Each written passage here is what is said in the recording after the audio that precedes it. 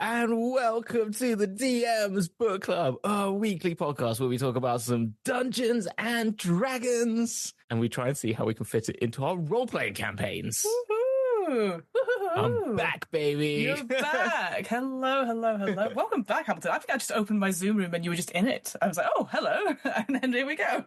Hi. How have you been, Hamilton? How's everything? It's been good. Yeah, it's been good. It's been busy. Yeah, having two children is a different thing to having one child.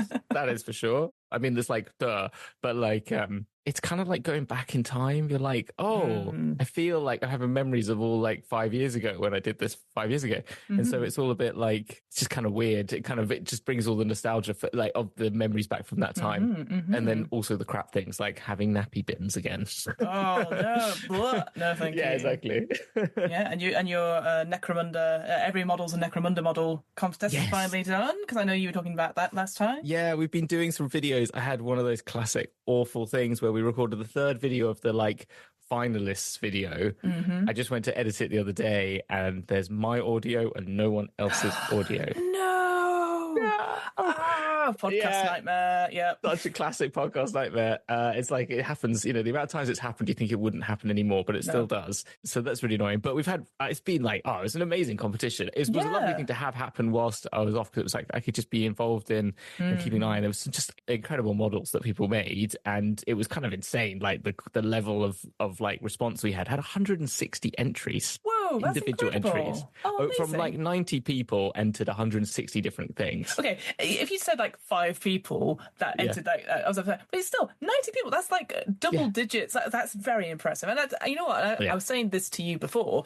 Like the fact is, like, this is something creative, and it doesn't matter what it is. Any ability level can go in and do it, and it's inspiring. And that's what I really like about all of our nerd hobbies. I mean, we talked about it before about like, are we monetizing them? Is it no longer a hobby or anything like that? But I just like the fact that people are going, you know what, sod it, I'm gonna enter this competition. It doesn't matter, and be able to share that creativity. It's really awesome. 100%. And like the thing we had with it, and like the way we set it out, and like the rules and stuff, and like what we were going to judge it on was like for example, painting. It was more a kit bashing. So we're like, if your painting is not like slay a sword winning or whatever, it's not about that. It's like if you get the painting right for the model, or it feels right for the model, then like you're going to get bonus points. Or if it's narrative, like we did ones that were like you could just choose 3 colors, and some people just did black and white ones with like hints of red, and there were some of the most gorgeous pieces. And like if people are interested and want to see some amazing minis that have been kit bashed or painted or just anything like creativity, it's just worth like I know it's like engagement baiting, but please, like I don't care about the views. I've got enough views on it. Like it just like but if you want, I really recommend people, if they are interested, just go to the Fueled by Chaos website, their YouTube channel, or just go to my Discord. You can find that in my links if you don't want to like watch the video. But you can see the top 10 that are on there, and I've put them in little Discord channels as well. And you can see all the entries, because we put everyone's entry, even the ones on Instagram, on there. And they're just some amazing creativity out there. It's just like wild, And that's awesome. One of the ones that I'm a big fan of, they made a video of them making it, the Goo Gang, and they're really fun, by a guy called I Paint Small Things. If you check him out on YouTube, he's another Warhammer YouTuber. He shows how to make it, and they're really cool. Well, definitely we always put your link in the show notes. But I want to highly recommend checking out, because you showed me some when we just had a little catch up, and I was like, oh my god, these are so creative. And that goo one you were talking about, I could visually see it, and it was just so evocative as a result. So I said, it's something different, and it's something that I do the like tiniest bit of mini painting myself, not often enough. I've got the Grey Army, like we all do. I will say, like, when I've sat down and managed to find that time for myself, that's not. I put a bit of Taskmaster on, I do a little painting, and then I have to wait for it to dry, and then do a little bit. It is actually really therapeutic. So if that is something that is interests you, go check out these things, and maybe it'll inspire you guys to try it out. And running a competition, Fiona, is a ball game. I'll tell you that. Oh yes, not like one of these like, I'm running like a prize giveaway. This is like, we got to judge this stuff. And when you're judging it, the pressure, you're like, holy crap. Like the discussions that we've had around them, and like individually nitpicking these things. Oh my gosh. Yeah, I don't wish it on anyone. But I'll definitely do it again, because overall it's been fun. But like, it's a lot of stress, because you're like, when you send out, these are the top 10, you're like, I'm disappointing 80 out of 90 people here. This is kind of hard to take, like I've got to deal with that. So I'll say this as someone who has organised live show events for our community or the podcasting stuff, it is sometimes really difficult when you get these applications going, all these things I would love to go see, but you know, which one do I think as one person, at least you've got a group of people to discuss it with, I have to be like a little bit neutral and going, well, let's try these folks, and like, oh, this sounds really fun. What appeals to the grander audience? Where in my head I was like, God, if only I just had enough rooms and enough me's to go around and press record, and then people have that chance to do it. So we've got ours down to 25, and then between our 25, we saw where the overlaps were. Between our 25, we covered 45 of the entry, 45 people's entries. Really? Like it was, so we were like, the overlap was really small, but it was also like, of those 45, they were all of our top 45, if you know, like top half.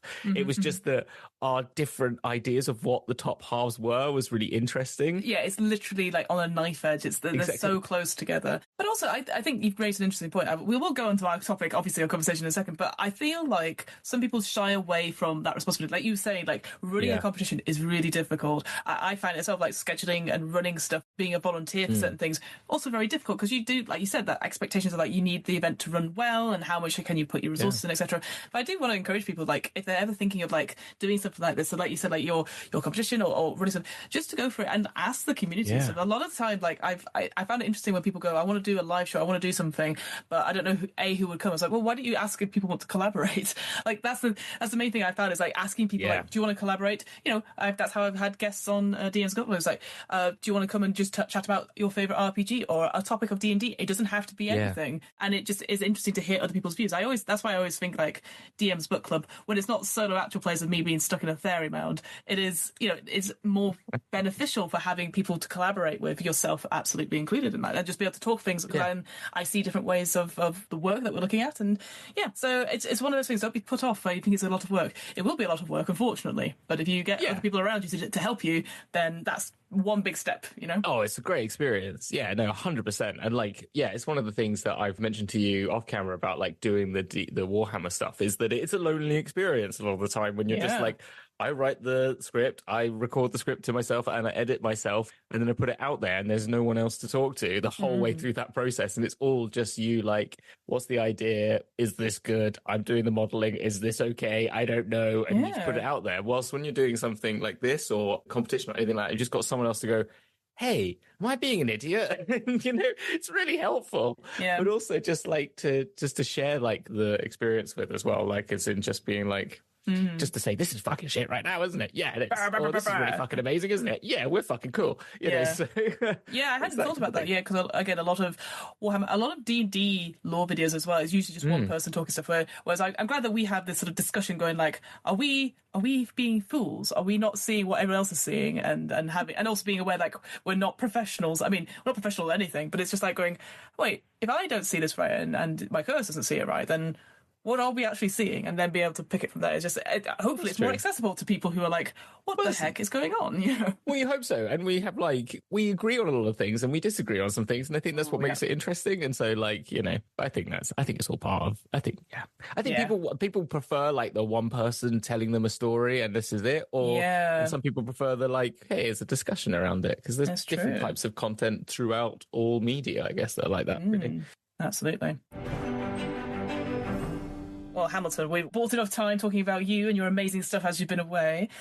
What are we talking about today? What is our topic of choice? Our topic of choice is getting a look at the new Dungeon Master's Guide. D&D 2024, as it's being called by the cool kids. And we're looking at Greyhawk, which is part of Chapter 6, which talks not only about like how to run a campaign is like the first half to that chapter, but there's the second half of the chapter, which is the Greyhawk Gazetteer. So there's a creating campaign. Oh, so sorry, I'm saying chapter 6. I mean chapter 5. So you get those nerds going, well, actually, it's chapter 5. It's all good. Creating campaigns, which does step-by-step campaigns, your campaign journal, premises, starts, planning adventures, and ending a campaign, which is very similar to what was in the original Dungeon Master's Guide. So in terms of like going deep into that wasn't so necessary, but the Greyhawk is obviously the setting. One could argue is probably the original D&D setting, even though, as you were telling me and subsequently myself had a look at about how it came about and how it was more like Gary Gygax created this world for his home games and was sort of pressured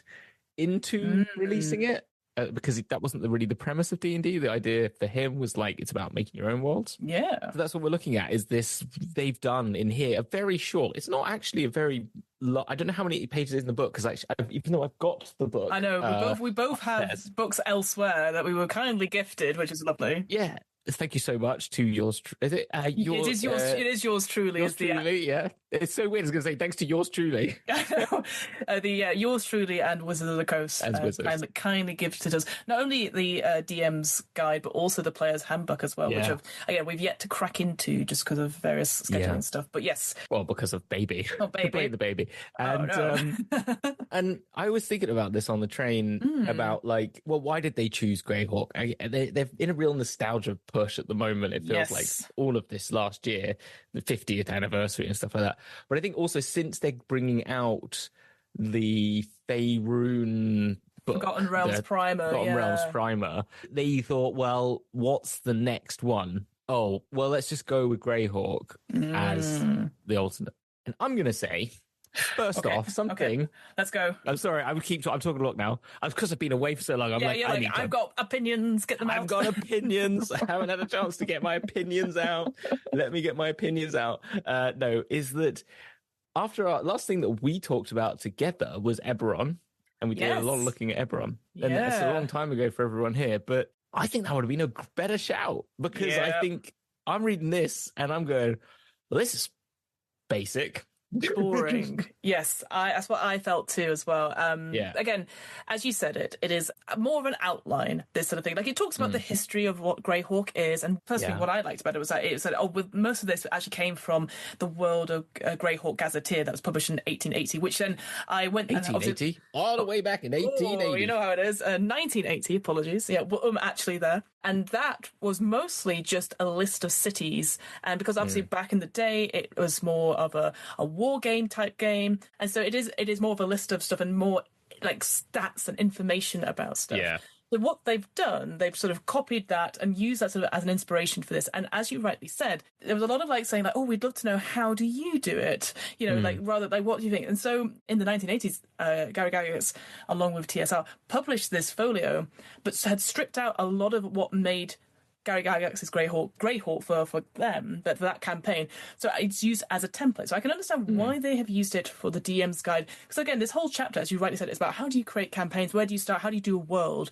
Which is very intimidating. Like, this whole book itself. It's very intimidating. It is very intimidating. And I think we talked about this before on one of our catch-ups off recording about like how many people have actually read the DM's guide. And there was that whole thing on social media going, I've never needed to read it and all that sort of thing. And in my head, I'm like going, yeah, I've not read the whole of it either, but I've found bits of it interesting and useful. Like there's all these optional rules and stuff like that in the 2014. But then this new book, which I know we'll cover in some other episodes that aren't about the Greyhawk, it's definitely been designed to be like for people who are brand new to role-playing games and be able to move them from being a player and ease them into doing dungeon mastering. So then this chapter 5 about creating worlds, is like, well, here's a template you can use. And that's what it is. On my second reading through for Greyhawk, like when I read it through, I was like, God, this is boring. There's nothing of interest here. Why would I want to play in it? What I think is not about the city of Greyhawk itself or the campaign. It's actually like the three big sort of ongoing things. We've got the elemental evil, we've got Ayus in the north, and we've got chromatic dragons. Those are like the three bits that you can play into, and those bits are the more interesting part.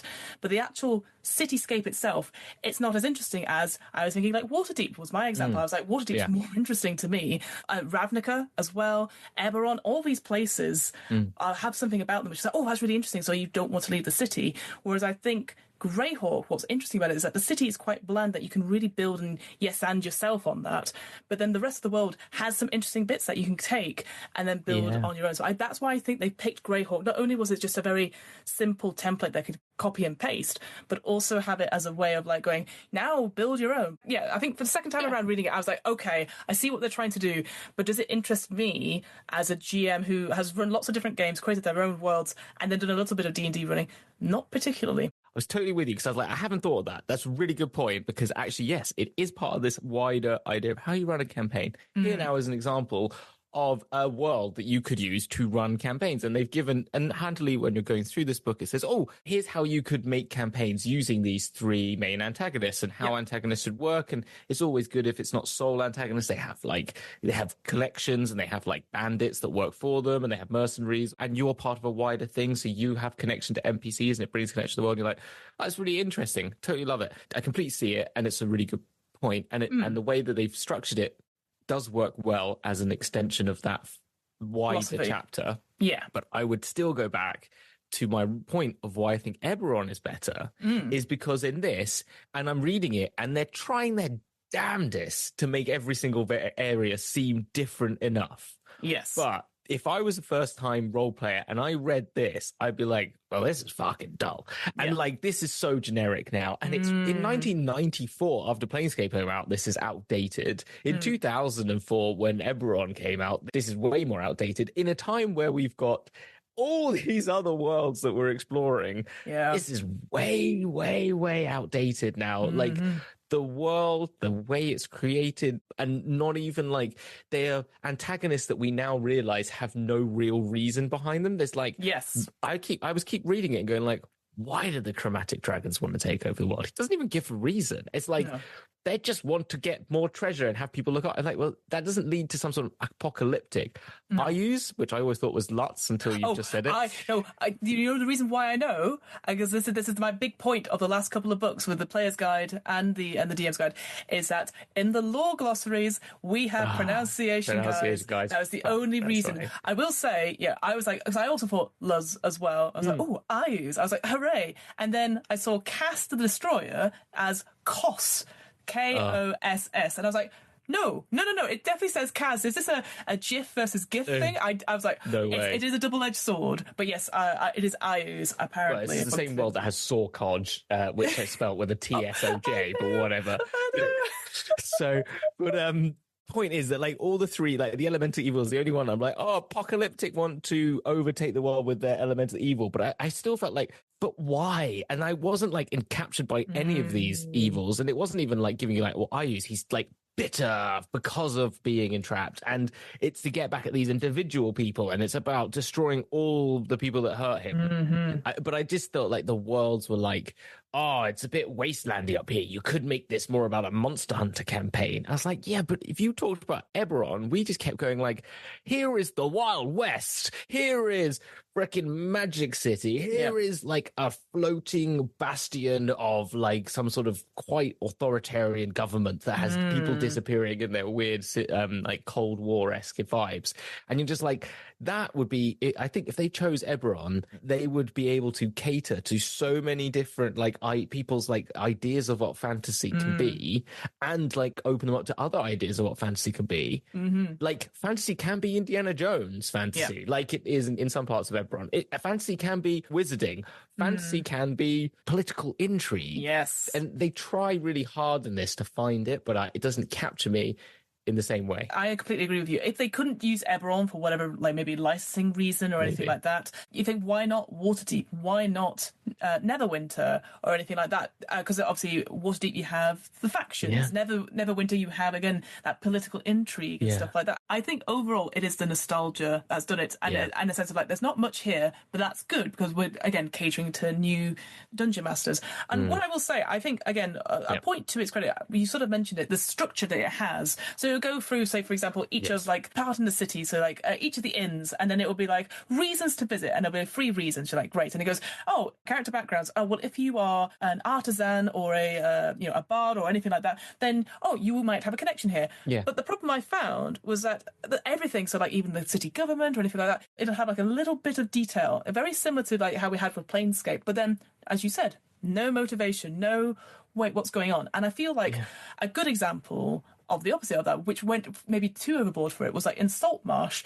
That tiny bloody village in Saltmarsh had a council of like 4 people, one of which wasn't who they said they were, all these things happening. And it was like, again, it's nice to have a reason why is this person important. And like the government, it was like, oh, we have 16 people on the council, and here's the name of one or two or three of them. And I'm like, okay, you don't need to name them all, but where's the motivation table? Where's the random tables? Where's the exactly? And like they had those in Ravnica. The way you created like your connections was a really cool way. Like they gave you like, someone hates you for this reason, you outsmarted them at that, you're in a love triangle with them or something like that. You know, it had some really good tables that work with that, and you just feel like they could have copied and pasted that. Just like, here's 2 sets of 20, roll this one and roll that one, and you get like, you mix them and match them together to get 2 ways for things. The only one that I thought was really interesting, and it's probably because it was a dragon, was the Unearthed Arcana shop. Yes, this magic shop. Yeah, because that is run by like basically a Fizzband type character, but it's an adult copper dragon who's disguised as an elderly wizened wizard who runs the Unearthed Arcana, which is where now I know Unearthed Arcana comes from. Yeah, a great name for a shop, to be honest. You can get free shit if you'd like do good things, or if they know that you've done heroic feats, they'll be like, oh, you can take this. And you're like, oh, well, thank you. That's very kind of you. They had that thing where you can take it, if you don't have the money for it, just bring it back when you're done. That's something I've done in my campaigns as well, when it's like, well, the right owner needs to write, all that sort of thing. So I really like that. More of that. Yeah, more of that. But like, I do feel like looking at it, I was like, there's my favourite thing in the whole world, and I know it's kind of your favourite thing as well, is like, I like random tables. Nowhere in this particular Gazetteer does it talks about like, how would you use the city, and it's like, you could put a bastion here. 2 out of the 3 threats we've talked about in the previous bits, they happen here. And I'm like, but why would be a reason that 4 adventurers come together? Do you meet in the tavern? Do you're framed for something? You're in the tower, the prison, and you need to break out. Like, there was just nothing there where I was like, give us a role, give us something to set us up. What I will say, they do have, like, again, I think like this chapter, we have taken it obviously in isolation because of the Greyhawk thing. I was like, oh, well, it's a Gazetteer, let's look at that, because that would be quite interesting. And obviously we don't know much about Greyhawk. But what I like about it, again, goes back to that structure. It says like, okay, not only does it have like those individual, like, oh, if you're this kind of adventurer, then you'll have these connections here. But also it's like, hey, those 3 threats we talked about, well, we've got sample adventures in this particular DM's guide that you could go through. And then that elemental evil is like, well, there's actually 2 different types of elemental evil. There's like the Temple of Elemental Evil, an adventure from I think the 1980s as well, or the Princess of the Apocalypse, and how you could tailor them to be stuff. So what I do like is that there's an acknowledgement going through like, hey, we're just going to recycle some ideas, and here's where you can find the originals. Because again, ever since we did that in sort of Bigby's Giants book, I quite like that they're acknowledging that there has been past lore that you can go check out. It's wild they haven't done it for such a long time, because there's 50 years of really good stuff out there, really good stuff. As we've looked at some, like Ghost Walk. Yes. I freaking love that random thing that I still hear, I've not heard anyone else talk about. No. And it's like, there's going to be other gems out there of really interesting things that you're like, as we both point out on Big Bees. And then they did it again in Quest for the Infinite Staircase. Obviously, there was another one where they mentioned... there's maybe a little bit of Vecna, perhaps. That was it. It was lots Vecna, of different... when it did a whole thing about... Yes, that was... Yeah, lots of bits about Vecna. Again, it's nice that we have that acknowledgement of like previous things as well. So I have enjoyed that. But yeah, I think coming away from it, like looking at stuff now, and I will say, like you said, it's not a particularly long Gazetteer. It obviously talks about the general sort of overview of what Greyhawk is. Like, magic is a thing. It's not seen in certain parts, so it might be quite scary. So I was like, oh, that's quite good. And then it goes to the city of Greyhawk, where maybe you start out, and it separates it off. Again, very neatly. There's not too much detail about the different quarters. But again, in my head, it's like, okay, it's just like a watered down, water deep. And then it goes to the big old map of Earth and then talks about this, like the wars and stuff like that. So there's a little bit of war and then the breaking up of various kingdoms and stuff like that, which is interesting. So it does a lot of going like, you could start here, here, or here. And I like that. But I will say, like, again, particularly the bigger map, the bigger world stuff. And again, this is through my own reading, and I don't know how true it is. When it came to publication, obviously Gary Gygax had to change a lot of the names for stuff, because he was just like basing them on like his friends' names or puns or whatever. There's one, and it really took me out of it. The Duchy of Jeff. Who's Jeff? Like this, it talked it, but it said it in a sentence like, you could travel to Uzrek, Rimling, Jeff, Greyhawk. I was like, what? I'm sorry, did I just read that right? Jeff? Like, it's like, this is a joke, right? it feels like, oh, someone's shining a light on your home campaign, and you have to be like, go, that sort Just of thing. make it Fiog.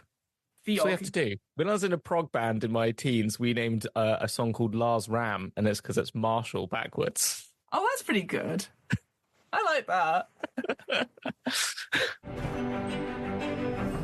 I read a bit about like the cultural sort of wars and stuff, and like where things were. And again, there's that little bit of me going, I don't feel comfortable with the way it's sort of saying things. And even then, there was some critique of the original World of Greyhawk photos saying like, hey, these sort of words of like barbarian and savage. Obviously, they're not in the 2024 DM's guide, but there's definitely that sort of sense of like. Well, there's like indigenous. There's a mention of like wilderness, and I'm not. It's not. But it's like you go to the frozen north, and it's all a bit. Again, I guess it's just boring. Is probably more the term because it's just kind of generic a lot. Yeah, it doesn't feel like there's anything special about it, and as a result, as you said, instantly, like, it's like, oh, we've included these things still. And you're like, yeah, but I feel like when you have, like that was the thing with Eberron, we could really face there was like these different nations. And where there was, like you were saying, you were like, oh, but this nation has beef with this nation, and here's a bit more personality to them. Here, it was just sort of saying, like, well, here, we've got a bit about culture. Here's what kind of clothes you're going to wear if you're from this part. And it's just like a one-off thing. And I'm just like going like, again, in my head, I was like, why haven't we got a little bit more taste for it? And I think it's because they can't really do much more with it. I think it's also the nature of, like, as you said, like needing to show how you could do a whole world. Yes. Actually hinders it a lot, because if they did the same amount of pages just about Greyhawk, its environs, and maybe just Central Flayness or Flayness. This has a pronunciation guide which gives you 2 pronunciations for everything, which is bloody weird, but we'll get over that. Because it says you can call it Oeth or Oeth, and you're like, why? Why? You have a pronunciation guide, define it. Yeah. Then it probably would be more beneficial if it just said, instead of going, I'm going to do this continent, I'm just going to talk about this one area for that amount of space, you'd be like, yeah, that's fine. But they have the need to show you how you could do it, but you just get tables which are 1, 2, 3, 4, 5, let's say 10 to 15 long, which talk about 15 different locations / city states / realms, its ruler, and a description in one sentence. And so when you get to that level of like information, you're just overblown if you're a new person not used to reading 2-column books and this amount of detail, you're just like, what? The Wild Co and the Verbanot, the Free City and Viscount, and the Pommage? I'm sorry. And then it's like, you would just feel like, I've got to write. And the worry that I would have is if you come to this and go, I've got to write this. I've got to write all this before I play a game. Are you joking? And I know it probably doesn't say that so much as it didn't in the original DM's guide. It said, like, start with your town and then go to your village, to the wider world, and then go to your city and then build it up. But there is a fear that people would look at this and go, I ain't got time for that. Yeah, if they'd spent more time just on the city of Greyhawk and then be like, they used to do with the Domains of Delight, that sort of supplemental thing. They'd be like, hey, here's a bit more on the world of Greyhawk if you want it afterwards as an extra life thing. I think that's something I would find interesting. Like, there's certain things here, like it talks about the planet that they're on, Earth, is at the very center of a wild space system called Grey Space, and it has two moons, and the sun orbits Earth rather than the other way around. And I'm like, that's different. That's interesting. I like that. Again, obviously it talks about months and festival and how they're different. But what I was going to come back to, actually, what you were saying, is that, I don't know what should I write down, what should I put on it? What I will say, there was a really nice bit in it where it talks about, like, how do my players know? That whole thing is like, would my character know this? And they said, like, well, there's actually different ways that you can do it. Is it these checks? Is it through spells and stuff like that? And so just reaffirming to the GM that, hey, you have all this information in your head that your players, you need to get across to your players, so you can do it through skill checks, or you could be like, yeah, of course you know that. So, and I've never seen that before in a book, especially when we've read so many stuff about that Waterdeep stuff. My big complaint has always been, I want to give them a primer similar to the Volo's Gazetteer of Waterdeep, but what can I keep in, what can I keep out, etc. So I think he did a good job of saying, like, hey, here's some ways of doing it. Here's some magical footnotes that you can do. But understand that, your players are probably new to the setting as well. So don't panic if you have to, like, memorize all this stuff and build upon, etc. It is always easier. And my thing to new GMs would be always treat your characters like they don't know wherever you're taking them to is the easiest way. And if you've got experienced players who are willing to be like, hey, I want to be from the city we're going to, Waterdeep, well, then I'm letting you know, probably should read this piece of paper if you want to really enjoy it.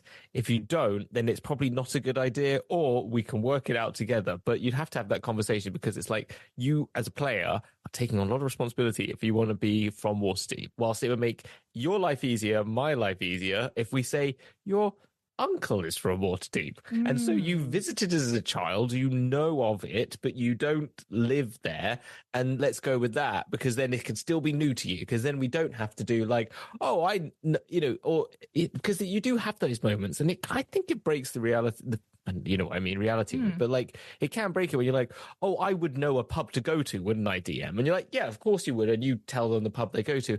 And as a DM, it feels a little bit weak, and maybe not weak, but it feels a bit, just doesn't have the same ring to the whole experience when you have to be like, here, player, I'm going to tell you what you should know. Yeah, it feels a bit forced, doesn't it? Yeah, and there's nothing wrong with that, because it's part of the game. But it's always like, if you can not have that more than have it, is always better, in my mind, from an immersion point of view of like being in a role-playing game. One thing that the Greyhawk Gazetteer does do that the original folio did not, and was one of the big criticisms of the original folio, was talk about the gods of Greyhawk. Yeah.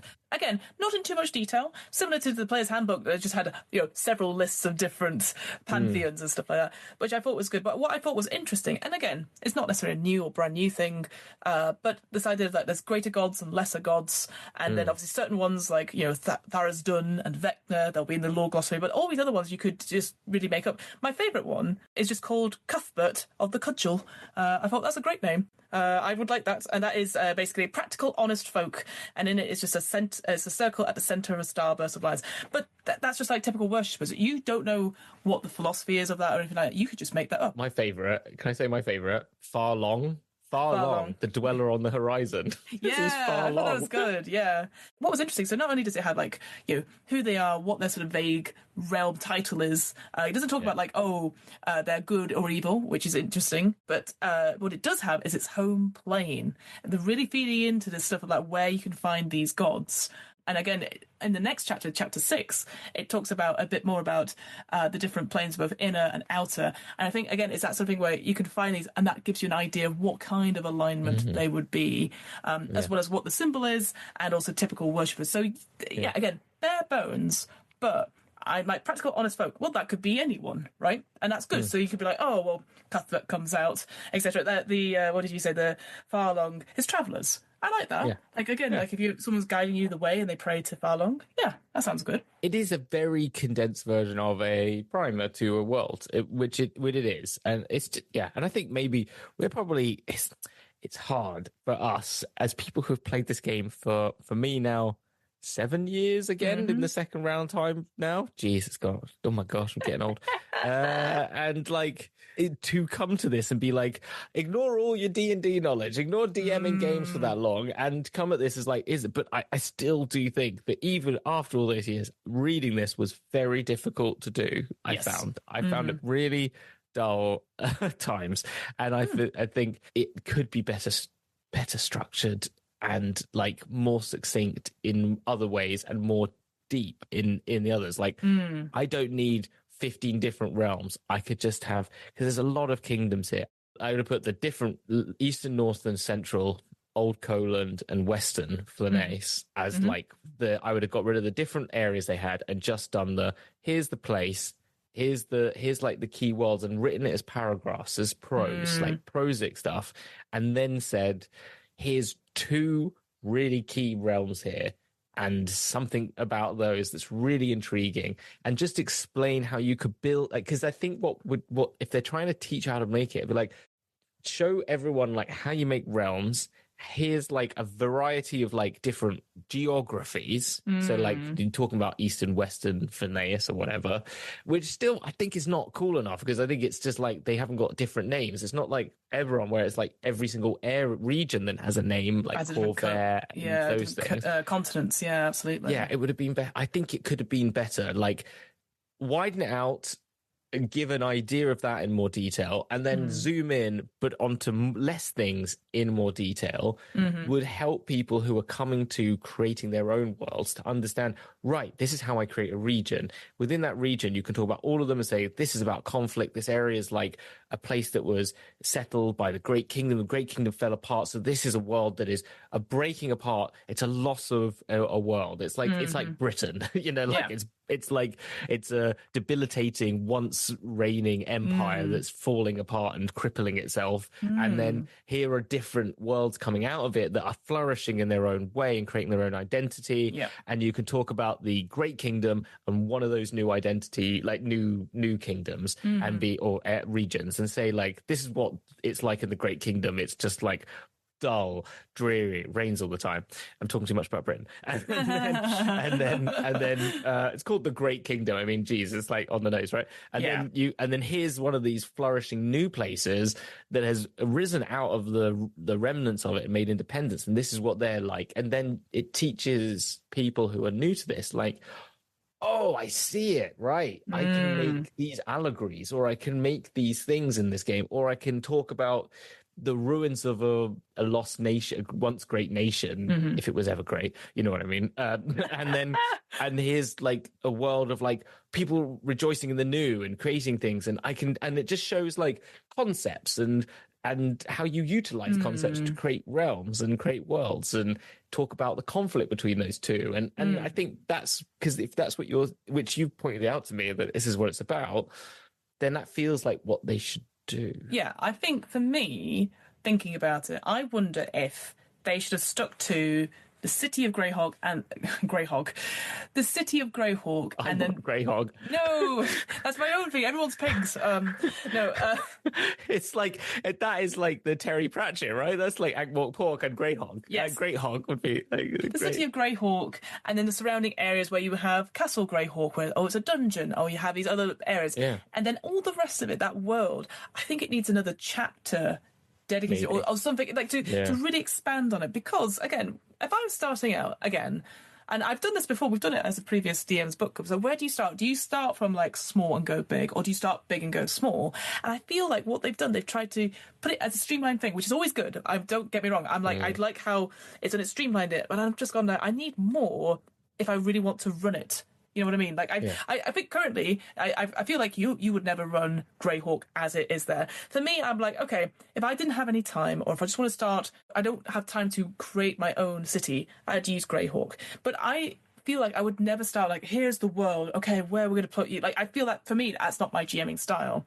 So I think there needs to be a separate like thing about world building in general, or like, here's the thing and here's the primer for that, and go into more detail about it, because I think currently it is just the outline, and I wish it kind of says, I think it does imply it, but I think it needs to say more often like, hey, this is just from nearly 50 years ago, this setting, things have changed, you might not want to have these anymore, take elements out, but here's what we've got. And certainly from that original folio, like I said, all it was a list of cities and states, and it was just like paragraph, and it was 30 pages long. And I'm going to say it, it's dull. But within each of them, it talked about like the leader of Greyhawk created the castle, and now that's in ruins. And because they were a bit weird, them disappearing wasn't seen as like it was like, oh, well, that's typical. Okay, well, weird. We're now a free city, So, and I was like, there's a lot in there. But what if the leader comes back? What if this evil mage comes back and takes over? That's not really mentioned here at all. And that's the thing. It's just like, I think for me, the thing that's missing is those seeds of adventure that aren't related to the overarching plot, that get you in, and like how do I start in this thing, which isn't necessarily the greater thing, because you want to test out this city, because you might be like, actually, sod Greyhawk, I want to go to Waterdeep, I want to go to Ravnica, I want to go, because you don't know what your players want to do. Like I couldn't tell you realistically what the sort of mysteries of the flavors of it, and like, it goes into detail in the book about the different flavors of stories, which I really like. I think it was really, really cool. But I feel like it's like, it could be one of these three things, and it's like fighting monsters. But I'm like, okay, that's very much like my first dungeon, my first whatever. I like political intrigue. I like getting emotional characters. I like that sort of looking at all these other things, and I don't think it does it in enough detail. It says it, yeah, like when it imparts it, doesn't it? Like, oh, this is one for political intrigue in this area. Like, okay, but what does that mean? If I'm new, what does that mean? What is political intrigue? Like, does everyone read Jeffrey Archer books? I don't know. I haven't, but I know that that's what they are. And like, do you know what I mean? Like, is it a 24 episode, or is it is it Veep? I don't know. There's a couple of things up for what you said. I think all amazing points on it. And like the first one is like the small to big. It's the hero's journey. Like it's a fundamental, thousands of years old storytelling device. And I just was looking quickly to see like, and I don't know in this, do they talk about like we were saying yesterday, like I thought what Wizards could be doing and what this book feels like it's trying to do is trying to make a book that could be like the Game Master's Guide. It's like, how do you make campaigns no matter what your setting is? And like a lot of the other ones that like James D'Amato and the world building books and like lots of other people have talked about making campaigns have gone into like, what's the fundamental of narrative? What is the fundamental stories that you can choose? And you find them online and they talk about the hero's journey all the time. All the time, yeah. And it's classic. And you start like Star Wars, Wheel of Time, Lord of the Rings, Harry Potter. You start in the dullest places, right? Yeah. Backwater places, the Shire, simple, understandable, relatable locations for everyone in the world. And then it grows from there into the wonderful, the mystical, the magical that you don't know about as a protagonist. Everyone else in the NPCs, Gandalf, he knows everything. You, Frodo, don't have a clue. That's why it's a great one. The way that this is set out, this is so modernist, if you know what I mean, in terms of like, that's what I think is what I was getting at. Why I don't feel it feels so outdated is we're in a really postmodernist world, and having very basic high fantasy, low mid fantasy, let's say mid fantasy, it is probably low fantasy, that you're like, it doesn't have enough. We're in a world where we're post that, and we've got, you know, anti-heroes have become a thing way before this, and we've now got, we take the piss out of it, and we've kind of gone beyond that we're on Dark Souls world where we have lands that are all about semi-dead people who are embers, and you've got worlds that are like, even like Curse of Strahd, which are dealing with like much more higher level themes, or you know, and that's really old, but like, where am I going with this? I think it feels like the point that I was getting at originally was they should be talking about, yes, how they can structure this campaign from a narrative point of view. How do you run narrative? Do you start small, go big? And if you did what you said, then maybe it's like, here's a village in the Greyhawk environs, and you can use this to explain all the other villages in the world. Now, here's a city. We're going to talk about Greyhawk. Here's Greyhawk. Here's some really cool things around Greyhawk, and this is how you run urban adventure. This is Greyhawk as an example of it. Here's the central Faceland, this Phalanx or whatever it is. This is a region. A region has a number of kingdoms within it. Here are all the kingdoms in this region.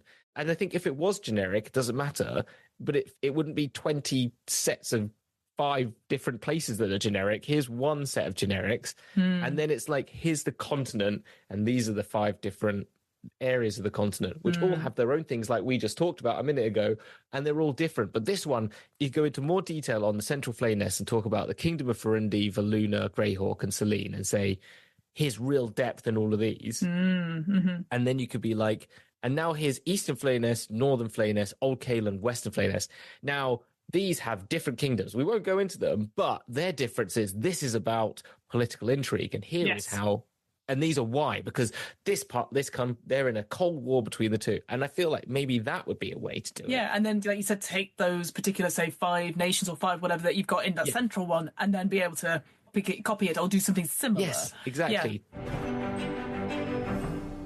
The one thing for me, I think, which did shine out quite a bit is, and I think this is something that, again, maybe it needs to go into more detail about it, because obviously I think there's been, obviously, we've talked about it, there's been a lot of focus on world building, creating your own stories, like the land you're in, but actually I think it's a bit like improv. It's not necessarily about the story about what you're doing, it's about the relationship between the people and your characters and stuff. So that's when like the factions and organizations come in, and so one thing that shines out here in Greyhawk is this circle of 8, the sort of these magicians that you have heard of, you know, Mordecai, Nun, Otto, loads of them. They're not all named, I will say. I would like to have them all named. Big B in there? Big B's in there. Yahalzi, Savalaran. She's a wizard. She's, I think, the only female wizard. And I'm like, oh, I want to know about her. Nope, just one line. Again, it's secret, but you can have some more people come in. And I was like, well, I instantly want to be like, well, we meet Bigby and they've got a quest for us, and then we find out more, and then maybe we have that Hannah Vector thing where Mordekainen's not Mordekainen anymore. Massive spoilers. You know, I was like, that's interesting. But then you have Knights of the Watch, Order of the Heart, the Scarlet Order, which have like, I think, the same thing 3 times, but Scarlet Order has a dragon in it, you know, and it's just like, I need more factions to be like, again, why I really enjoyed Ravnica was that you had always complicated relationships with, but they all had a motive. We had, you know, the Golgari Swarm is sewers. I always go back to the Golgari Swarm sewers, but I love them because I'm like, yeah, who will think of the sewers? You know, that's it's an important part of all cities and infrastructure. Yeah. So and like I said, like we had this council of 16 people, a couple of which are like, oh, you know, here's this person. And I was like, okay, but like, will I ever meet them? Are they what are they in charge of? And yeah, I think that's the thing for me is like, I think I like what you said about like have that template and then put it. You could be like, and now we're going to go elsewhere, which we could then follow up with the supplement, but also be like, all right. Here's some key NPCs that are so important. Like, here's the Order of 8 and what they think, and because that I think that is very interesting. This we don't have that in any other setting. This 8 people who control the balance and maybe have like hatred towards each other, or like Bigby was a villain. We do have that in real life. Yeah, these 8 wizards. Or the Augustine Court in France. You know about that? No, tell me about that. I don't know that. Well, it's an architectural thing, an art thing. But there was the Augustine Court, which was the head of the arts at the Sorbonne, and they defined French art culture for hundreds of years. There were 8 people on this Augustus 8th, the 8th month. They basically defined what is vogue in French art at the time, and that's when. So, like, a little bit of stuff for you on. But when the Impressionists came out, they were against the Augustine beliefs, the council of what art would be. They were the renegades, and they were the ones making their own independent papers and talking about like and pushing their own art.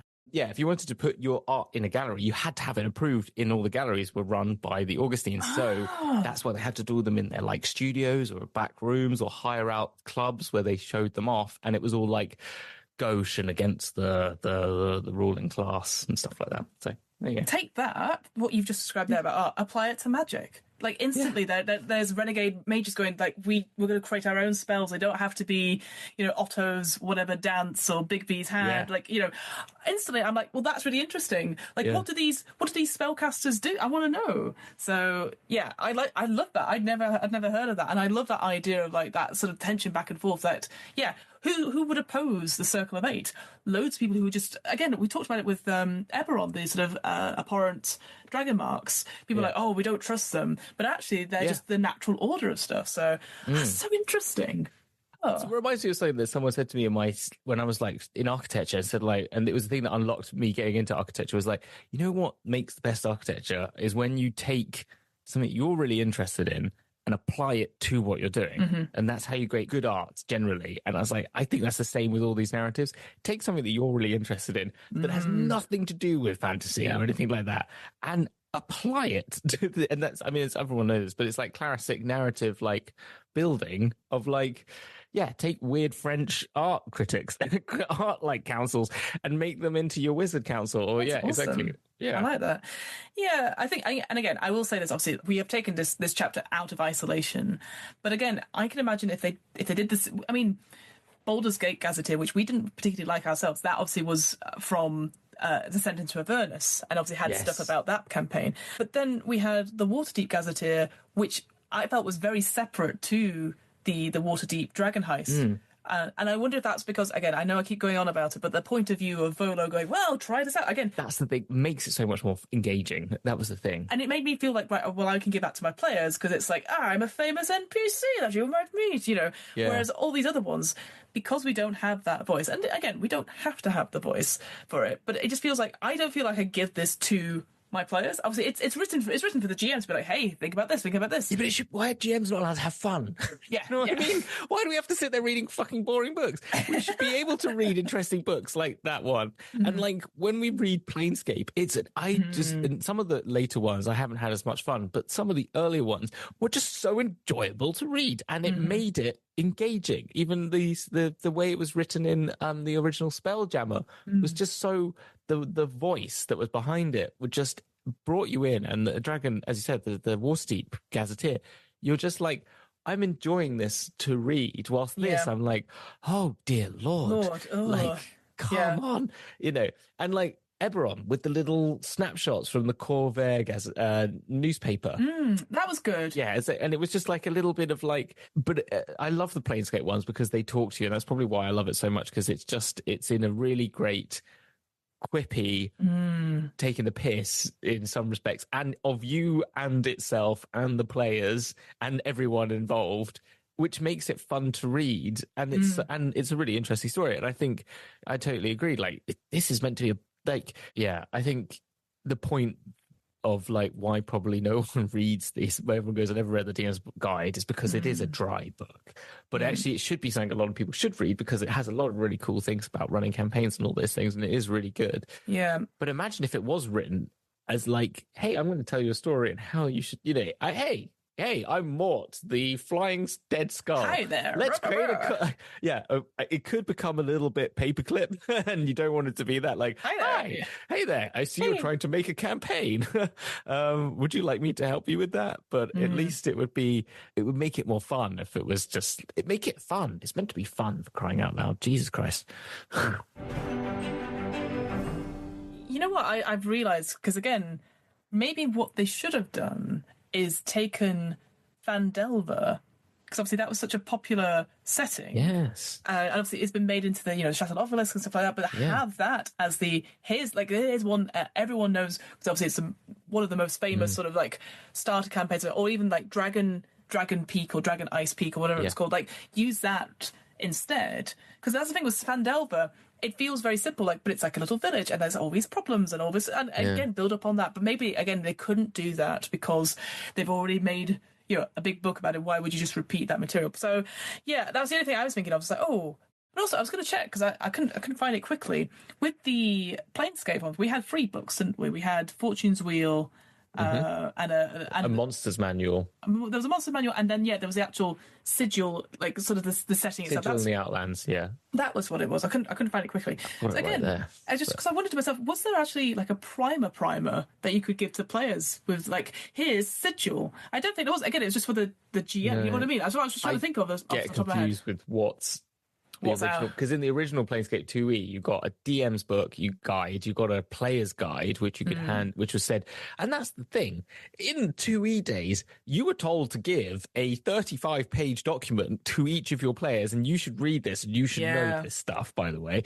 And like, I'm not saying, I don't want to be too hot. I'm always like, oh, only if you want to know. Like, when I did the Moorheim thing, I was like, I can tell you stuff, but I don't know how much to tell you. Like, do you want me to give you a 30-page PDF, or do you want me to give you the 230-page PDF? Like, what do you want? Like, because you don't want to be that DM that's like, so here's the book of here's my world. It's a 450-page, 3-column document about my world. I'd love you to read it. But you also don't want to be, sometimes your players are like, oh, I like reading fantasy. That's why I'm here. So, if it's interesting, why not? So it's kind of finding that line. And I do think the ones from the Planescape 2e ones is a really good example. Actually, it's a really great example of, if you find the original 2e campaign setting box, it has, you can get that online it's not too expensive on DM's Guild, and it has like a really good way of setting out like you get Sigil in the Outlands booklet, you get a player's guide booklet, a DM's guide booklet, and then some maps and some monsters, a little monster manual, and it's a really good like, here's how you should really make a campaign setting, I think. And not everyone has done it, and Wizards never really did it that well again, I don't think. And also, I've just found it. So yeah, you were right. Sigil and the Outlands is what it's called. There is a Sigil Gazetteer It is. And obviously, yeah, this is a whole second chapter about it as well. So maybe at some point we can have a look at that and see what we think as well. Because I feel I like the idea of having these gazetteers, but like again, and I love that idea of like giving them out to players or having that primer. Like you said, for me, I love the idea that again, you say here's a 30-page primer that you don't have to read, but it is helpful. And if you were playing more than one shot or a couple of sessions, you maybe it's a campaign. Yeah, that goes back to that information of like, because again, Sigil City of Doors maybe makes sense that you would be from there or had been here for a little while. Here's what you know as being a tourist, or you're about to go. Here's what you know being a tourist. Yeah, and have that information just freely available. And they could go, wait, let's go to this place, and then point to it, and you go, I didn't think you were going to read that page. Damn it. That's. I think it really comes down to the sort of GM you want to be and the games you want to play. And like, I think if you're starting out and you want to make it easy for yourself, no one knows what's going on. That's the easiest way.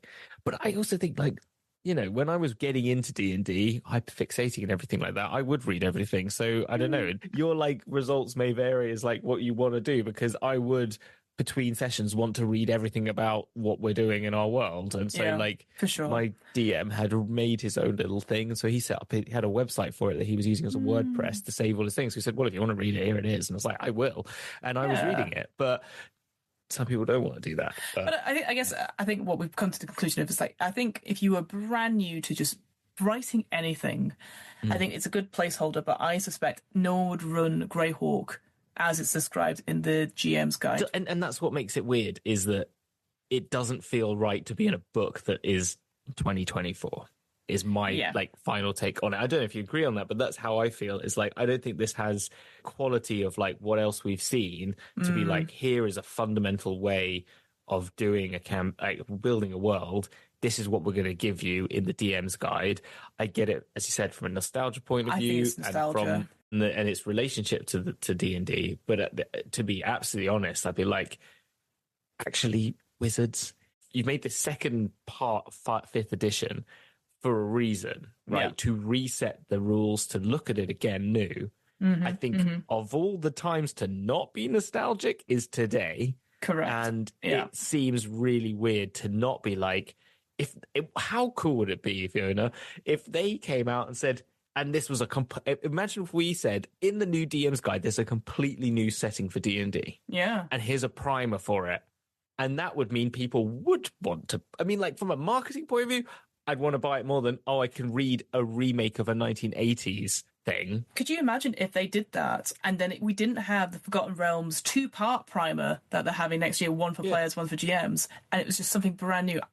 That would get me excited. But again, I think it is that sort of like, the fans, we're doing fan service. You know what I mean? Well, that sort of thing. I'm happy with the Forgotten Realms one, because but they should have done it 10 years ago at the beginning of 2014. So it's like, you kind of got to do it, but I wouldn't, you're right. Maybe they don't do it in the first year of this new thing coming out. I think it would have been so cool if they made Hawk, even if they called it Hawk Grey or Greyhawk or whatever. Greyhawk would be better. And like, but at least made it nostalgia fuel in the sense of like, it's a remake. We've remade this world. I'm tired of remakes. I'm tired of sequels. I want new stuff. Yeah, I'm sorry. Yeah, I'm bored of that as well. Don't nostalgia fuel. Here is a freaking new thing based on something. Okay, it's based on one of the worlds from the Radiant Citadel, which was really cool and had loads of cool new worlds. And we've taken one of those worlds. So it's got some relationship to something you've already seen, but we're going to expand one of those cool realms. And we've got the writer from that and all these really cool people to help us make the new setting D&D 2024. Yeah. And you put a primer in here and you're saying, in 2026, you're going to get the full book. And that's you're like, cool. I would be very cool. I think that's something that you and I would be very excited for. I guess it is a very risky thing, so that's why that's the only thing. But I agree. That's something where I go, ooh, sure. Let's see how this works. It shouldn't be risky because they should have the money and the talent to do that. And all they're lacking is the confidence. And that is because the marketing department runs it. And there's also like, again, obviously since you've been off as well, that Wizards have still done rubbish stuff. It's still ongoing, and it's just one of those things where you're just like, is it now just fans? The fans, they're just comfortable. They're happy coasting with the fans And people, they've let other people go and stuff like that. And ultimately, we know that we can create our own worlds and use their systems. Ultimately, at the end of the day, do I need the DM's Guide 2024 just from reading this chapter? And the answer is no. But what I have read has got me excited because it's nice to see it in one of the biggest role-playing games out there. Like, I know we've not mentioned it at all, but that first chapter, the first 20 pages talks about what it means to be a dungeon master in terms of expectations, safety tools gets a look in, respect for everyone, respect for the players, and respect for the DM, and what to do about, like, if somebody can't make it, what if you have a disruptive player? And again, not saying this advice is like it's going to solve all the problems, but it is such a talking point to start, and you go, oh, I don't have to turn to Reddit and read those D&D horror stories. Yes. It's already mentioned. And I just think that was just such a breakthrough. So that's why I very much appreciate what the book is doing. But I don't think the book is meant for me, and that's okay.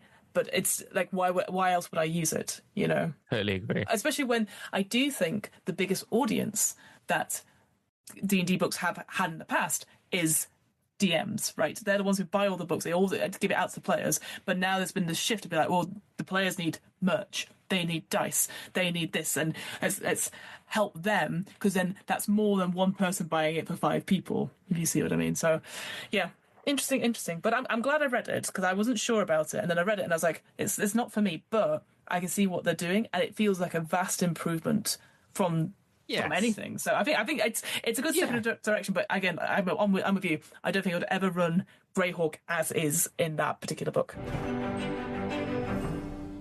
I think we said enough on it.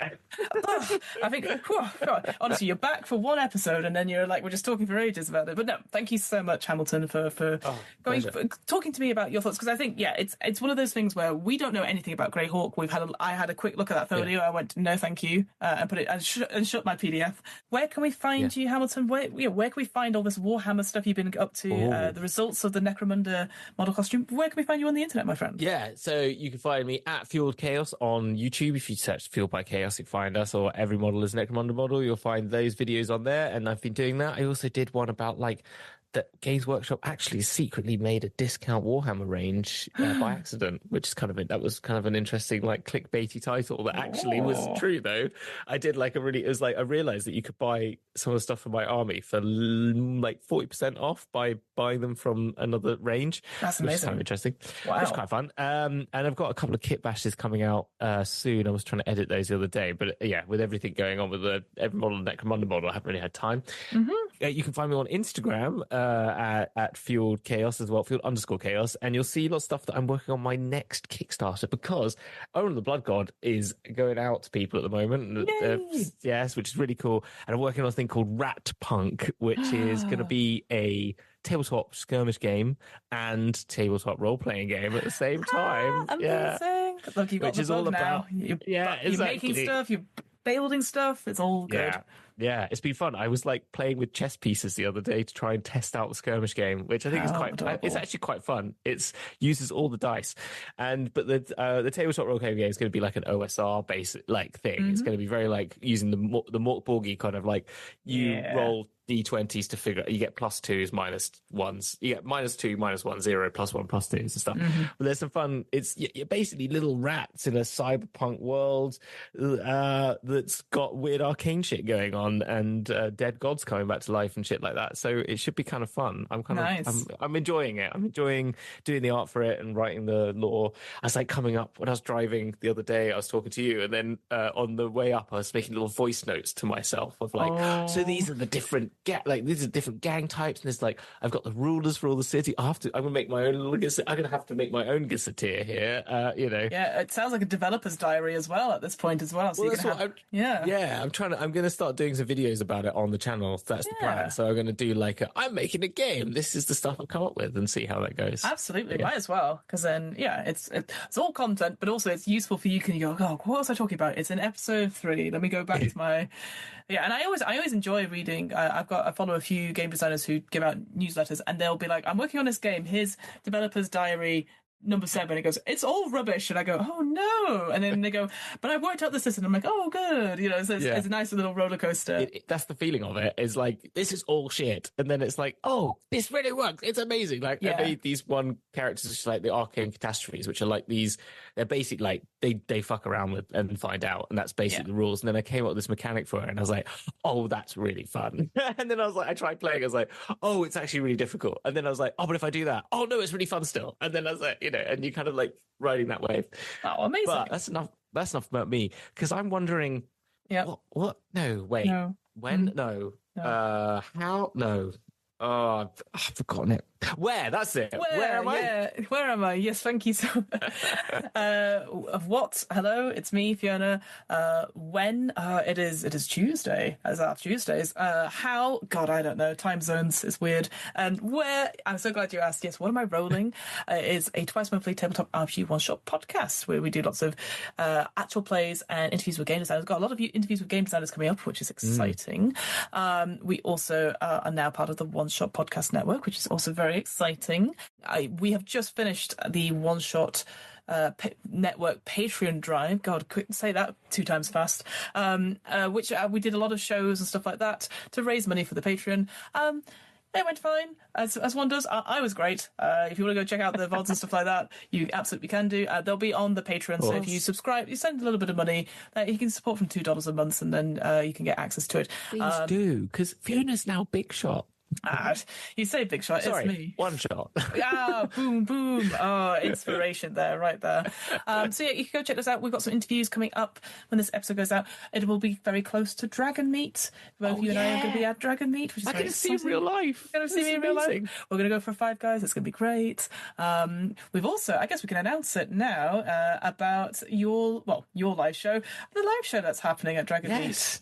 There'll be a Dragon's Duel. Dragon's Duel will be coming back live. Yes, we'll be doing another live show. Always so fun. Audience participation, always a part of it now. And basically, I've got, I don't know if I can confirm who's going to be in it because I need to triple check they're still available. But I've got some really cool people involved as team captains. And it's going to be run similarly like I did at MCM, where we have 2 team captains. Every round, one of the audience members come up to be a part of our 6 ability score rounds. We've got an hour and a half, which is actually quite a good time. We're going to have a lot of fun. It's going to be chaotic. We'll hopefully have a recording of it, and maybe it will come onto this channel, potentially. Only if you're happy for it, because obviously I'm totally happy to. You are Mr. Dragon's Duel. I'm just again, we talked about it before about like, live shows and stuff, and I was like, yes, Dragon's Duel. Whoop, that will go on.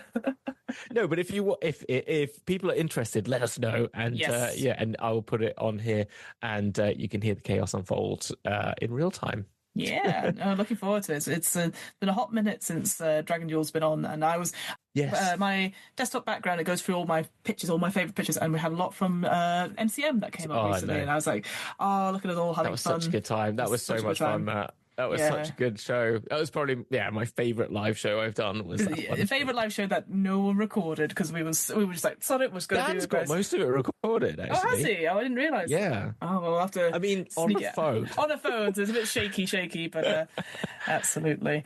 All right, friends. Well, with that out of the way, thank you so much for listening. We very much appreciate it. And as always, we will see you on the flip side. Bye. Bye.